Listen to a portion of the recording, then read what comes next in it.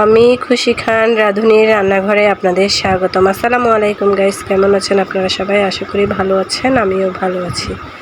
আজকে আমি আপনাদের সাথে শেয়ার করব ভুনা খিচুড়ি রান্নার রেসিপি। চলুন দেখিয়ে দিই কী কী উপকরণ লাগছে। এখানে আমি মুগ ডাল, মসুরের ডাল, আতপ চাল, গাজর, কাঁচামরিচ সুন্দর করে ধুয়ে পরিষ্কার করে নিয়েছি লবঙ্গ, এলাচ, দারচিনি, তেজপাতা, নিয়েছি সিদ্ধ করা বুটের ডাল আর আলু। চুলায় একটা কড়াই বসিয়ে দিয়ে দেব তেল, দিয়ে দেব লবঙ্গ, এলাচ, দারচিনি, তেজপাতা, দিয়ে দেব আদা, রসুন, পেঁয়াজ বাটা একসাথে। এখন সুন্দর করে নেড়ে চেড়ে কষিয়ে নেব যাতে মশলার কাঁচা গন্ধটা চলে যায়। দিয়ে দেব হলুদ, দিয়ে দেব মরিচ, দিয়ে দেব মশলা, দিয়ে দেব লবণ। এখন একটু নেড়ে চেড়ে ভালো করে কষিয়ে নেব। মশলাটা যত সুন্দর কষানো হবে খিচুড়িটা খেতে ততই ভালো লাগবে। দেখুন আমার মশলাটা কষানো হয়ে গেছে, তেলটা উপর থেকে ভেসে উঠেছে। এখন আমি চাল ডাল দিয়ে দেব সিদ্ধ করে রাখা বুটের ডাল আর আলু। এখন আমি নেড়ে চেড়ে চাল ডালের গায়ে মশলাটা ভালো করে মাখিয়ে নেব। মাখানো হয়ে গেছে। এখন আমি চাল ডালটাকে আরও কিছুক্ষণ সুন্দর করে এভাবে ভেজে নেব।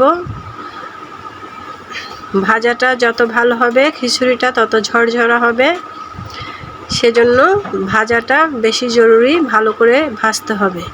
আমার ভাজা হয়ে গেছে। এখন আমি পরিমাণ মতো পানি দিয়ে দেব, যতটুকু চাল দিয়েছি তার দ্বিগুণ পানি।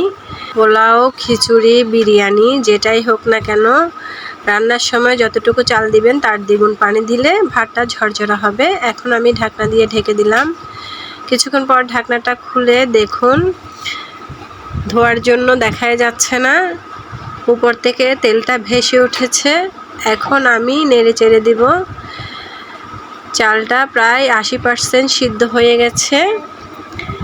এখন আমি চুলার আঁচটা মিডিয়াম টু লোতে রেখে ঢাকনা দিয়ে আবারও ঢেকে দেব প্রায় 10 মিনিটের জন্য। 10 মিনিট পর ঢাকনাটা খুলে আমার খিচুড়িটা হয়ে গেছে। এর ভেতরে আমি আরেকবারও ঢাকনা খুলে নেড়ে দিয়েছিলাম। দেখুন আমার খিচুড়িটা একদম ঝরঝরা হয়ে গেছে। এখন আমি আপনাদেরকে একটা সার্ভিং বোলে সার্ভ করে দেখিয়ে দিচ্ছি খিচুড়িটা কেমন হয়েছে। এখানে আমি ক্ষীরা, গাজর, পেঁয়াজ, লেবু, ডিম দিয়ে সার্ভ করে দেখিয়েছি। আপনাদের যেটা মন চায় সেটা দিয়ে সার্ভ করতে পারেন।